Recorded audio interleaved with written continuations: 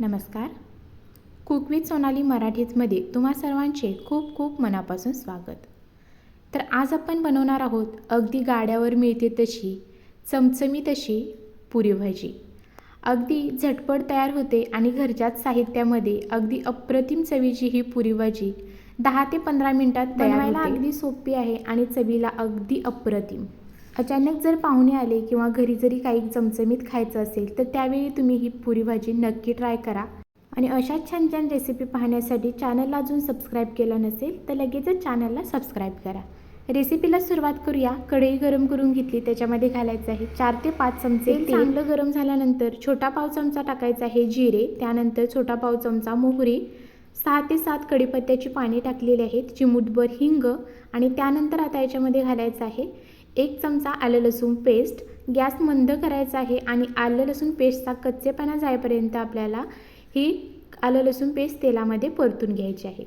त्यानंतर इथे एक मध्यम आकाराचा कांदा जो आडवा उभा बारीक कट करून घेतला होता तो घातला. हलकासा तांबूस रंग येईपर्यंत आपल्याला कांदा परतून घ्यायचा आहे. आणि त्यानंतर मात्र इथे मी एक मोठ्या आकाराचा टोमॅटो आडवा उभा असा बारीक कट करून घेतला आहे, तो घालून व्यवस्थित असा मिक्स करायचा आहे. टोमॅटो छान असा पटकन शिजला जावा त्याच्यासाठी इथे मी टोमॅटोमध्ये चवीनुसार मीठ घातलेलं आहे. आता सर्व व्यवस्थित परतून टोमॅटो छान असा मऊसूत शिजवून घेऊया. आता तुम्ही इथे पाहू शकता छान असा मऊसूत टोमॅटो शिजला गेलेला आहे. आता याच्यामध्ये 1 चमचा घालायचे आहे घरगुती लाल तिखट, 1 चमचा धनेपूड, अगदी छोटा पाव चमचा एवढे जिरेपूड घातले आणि पाव चमचा एवढे हळद घातले. आता हे सर्व जे मसाले आहेत ते व्यवस्थित असे तेलामध्ये मिक्स करून घेऊया आणि छान असे तेलामध्ये मसाले आपल्याला शिजवून घ्यायचे आहेत. आता 1 मिनिटभर तेलामध्ये मसाले शिजवल्यानंतर आता याच्यामध्ये थोडंसं पाणी घातलेलं आहे आणि पुन्हा 1 मिनिटभरासाठी हे सर्व मसाले जे आहेत ते आपण शिजवून घेणार आहोत. 1 मिनिटभरानंतर इथे मी 4 उकडलेले बटाटे घेतलेले आहेत आणि ते आता आपल्याला कढईमध्ये हातानेच कुस्करून घालायचे आहेत. अजिबात बटाटा कट करायचा नाही.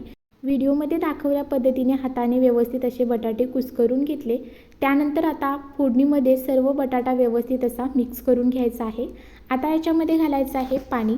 जितकं तुम्हाला घट्टसर किंवा पातळ अशी ही पुरी भाजी हवी असेल त्या अंदाजानुसार याच्यामध्ये पाणी घालायचं आहे. तर इथे मी 1 ग्लासभर पाणी घातलेलं आहे. त्यानंतर इथे अर्धी वाटी मी मटार घेतलेले आहे तर ते घातले आणि 1 चमचाभर इथे मोड आलेली मटकी घातलेली आहे.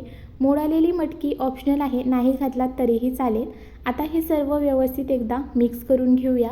मिक्स झाल्यानंतर या स्टेजला मीठ वगैरे चेक करायचं आहे आणि कमी वाटलं तर ते घालून घ्यायचं आहे.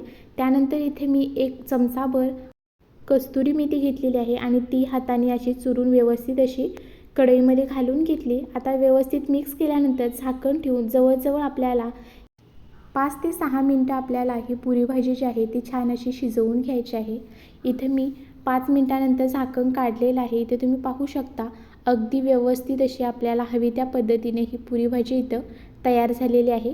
या स्टेजला आता आपल्याला भरपूर अशी बारीक कट केलेली कोथिंबीर घालायची आहे आणि त्यानंतर व्यवस्थित अशी पुन्हा एकदा मिक्स करून घ्यायचं आहे. आणि आता इथं आपली झटपट अशी 10 ते 15 मिनटामध्ये तयार होणारी पुरी भाजी जी आहे ती तयार झालेली आहे. पाहुणे येऊ देत किंवा अचानक काही चमचमीत खायचा बेत असू देत, तुम्ही ही भाजी नक्की ट्राय करा, तुम्हाला नक्की आवडेल. रेसिपी आवडली असेल तर चॅनलला सबस्क्राईब करा, बेल आयकॉनचे बटन दाबा, जेणेकरून अशाच छान छान रेसिपींचे नोटिफिकेशन तुम्हाला मिळत जाईल आणि तुम्हालाही छान छान रेसिपी पाहता येतील. त्याच व्हिडिओ जास्तीत जास्त लाईक करा आणि चॅनलला हाईप करा आणि तुम्हीही तुमच्या घरच्यांना अशी चमचमीत पुरी भाजी नक्की करून खायला घाला. त्याचबरोबर अशी टम्म फुगणारी पुरी रेसिपी जर तुम्हाला हवी असेल तर कमेंटमध्ये नक्की सांगा. धन्यवाद. भेटूया अशाच व्हिडिओसोबत. Bye bye.